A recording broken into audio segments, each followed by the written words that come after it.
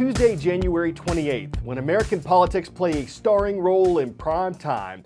From Article 2, Section 3 of the U.S. Constitution, the President shall from time to time give Congress information of the State of the Union. It doesn't say when, doesn't say how. Could be in a letter, like President Jefferson sent to Congress. Could be on the radio, like President Coolidge first delivered it in 1923. First time on TV was with President Truman in 1947. First time online, President George W. Bush in 2002. President Obama gives his annual message tonight at 9 p.m. Eastern. However you see it and the official response to it, you'll see more tradition than constitutional requirement. It's a report card and it's a prognostication. It is the president saying, this is what I would like to do in the coming year. The State of the Union is essentially a homework assignment from the framers of the Constitution to every president who has lived ever since. The Constitution tells them that they periodically must tell Congress how the country's doing. If a president wants to lean hard to one side or hard to the other side, then you might see more political purpose in the State of the Union, although often it's just a general sense of let's move this direction. The whole thing is a huge pageant.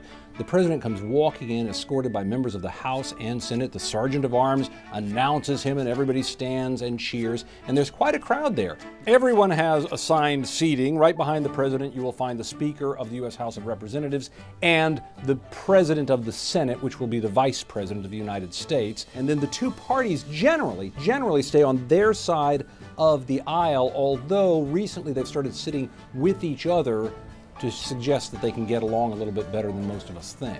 You typically have the Supreme Court there, the Joint Chiefs of Staff are there representing the military, and the First Lady will also be there, usually with some sort of special guest in recent years that will illustrate some point the president is making. One of the coolest parts of the presidential address is always the missing cabinet member and figuring out who it's going to be.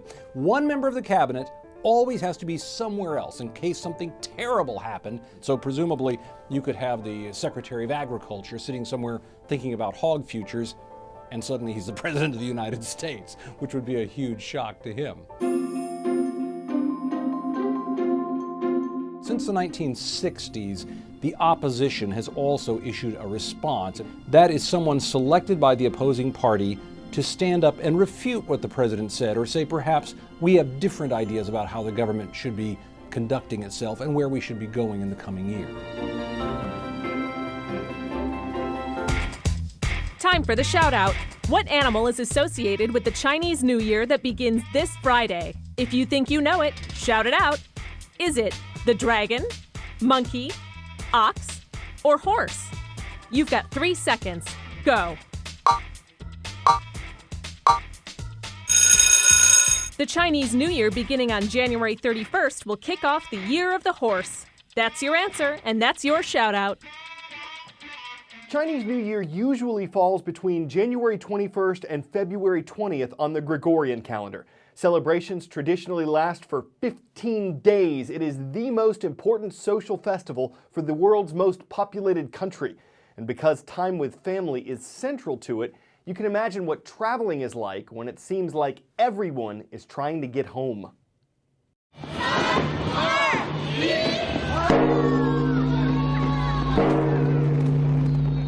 Lunar New Year. It's China's biggest holiday, and for many, the only opportunity to reunite with their families during the year. That means hundreds of millions of people are on the move. On Monday, Shanghai's train station was packed with travelers leaving the city for rural provinces.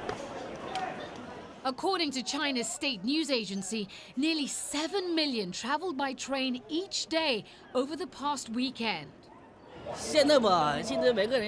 Everyone like us is eager to go back home for a reunion dinner and a good Lunar New Year with their parents.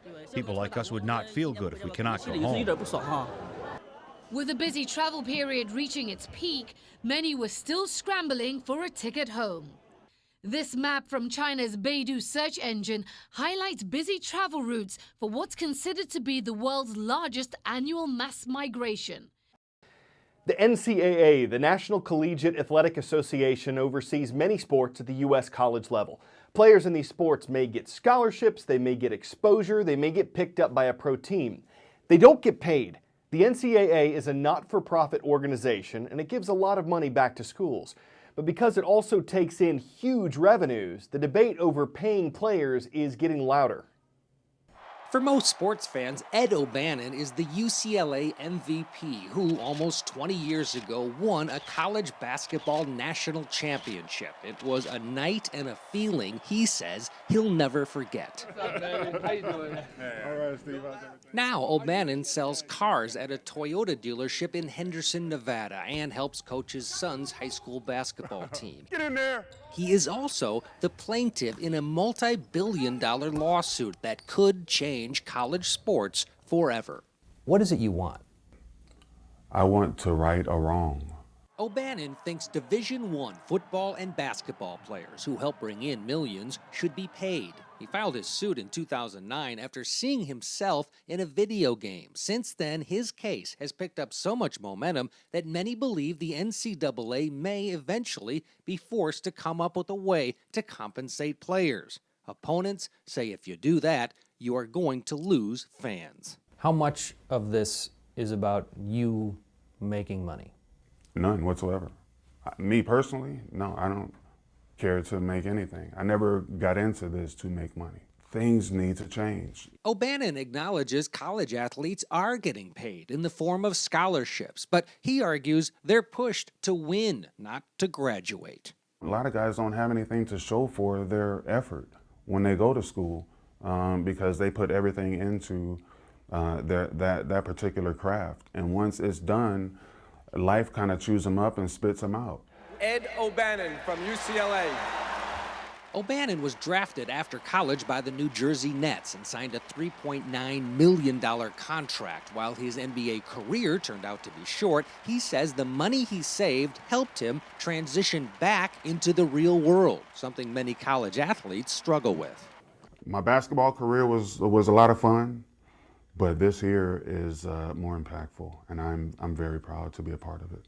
I'm not going to ruin college sports. College sports is changing. The rules need to change. The game is evolving. The players are evolving. The rules need to do the same. A lot of people disagree with Ed O'Bannon, including the NCAA. They issued a statement to us, a lengthy one, which basically pointed out that 4,300,000 student athletes are funded each year by the NCAA, and 96% of the money they make goes back to the schools. They say, as a membership organization, our members do not support the professionalization of college athletes, as it would destroy the model of athletics that provides abundant opportunities both on and off the field to hundreds of thousands of student athletes each year. The NCAA will continue to preserve the collegiate model and defend against factually and legally unfounded claims. The Ed O'Bannon lawsuit is scheduled to take place this summer, and a lot of people will be watching.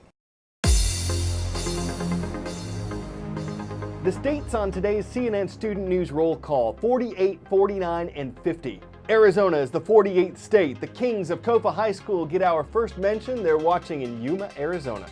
In the 49th state, say hello to the Cougars of Eek School. They're in Eek, Alaska.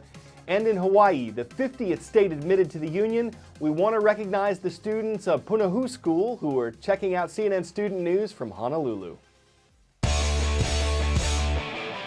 3 miles separating us from today's finish line. Race number, check. Running shoes, check. Gorilla suit, check out this 5K in Austin, Texas. May look like folks here just monkeying around, but it's all for a good cause. They're raising money to help endangered mountain gorillas in Africa.